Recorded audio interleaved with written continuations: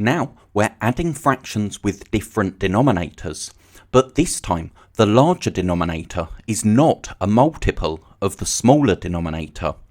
So first we have 1/2 plus 1/5, but 5 is not in the 2 times table. So that means we need to find two equivalent fractions. We need a common multiple of 2 and 5 to use as our denominator, and the lowest common multiple of 2 and 5 is 10. So we need to find fractions equivalent to 1/2 and 1/5, which both have a denominator of 10. We use multiplication to find equivalent fractions, and 2 times 5 is 10. What we do to the denominator, we do to the numerator as well, and 1 times 5 is 5. Now 5 times 2 is 10, and 1 times 2 is 2. So we can rewrite our question. Instead of 1/2, we can write 5/10, because that's equivalent to 1/2, and instead of adding 1/5, we can add 2/10. So now we have a common denominator, and when we're adding fractions, the denominator stays the same in our answer, and 5 plus 2 is 7. So our answer is 7/10. Now we have 1/5 plus 3/4. Again, 5 is not a multiple of 4. It's not in the 4 times table. So we need to find fractions equivalent to 1/5 and 3/4, which have a common denominator.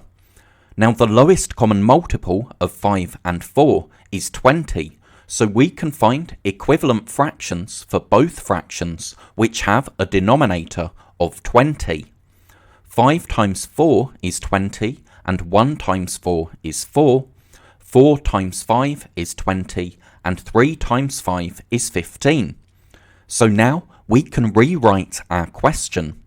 Instead of 1/5, we can write 4/20, and instead of adding 3/4, we can add 15/20, because that's equivalent. It's the same size as 3/4. But now we have a common denominator, so the denominator stays the same in our answer, and 4 plus 15 is 19. So our answer is 19/20. Now let's have a look at the fraction bars to see what we did here. For this first question, we had 1/2, and we were adding 1/5.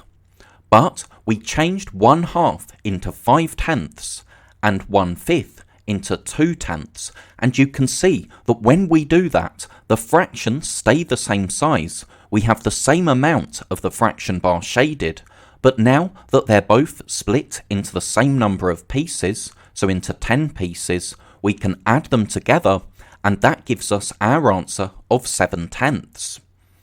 Then, for this question, we had 1/5, and we were adding 3/4. But to add fractions, we need the pieces, so the denominators, to be the same size.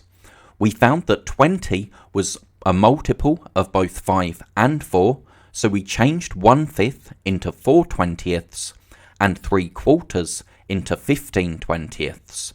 Then, when we put them together, that gave us our answer of 19/20.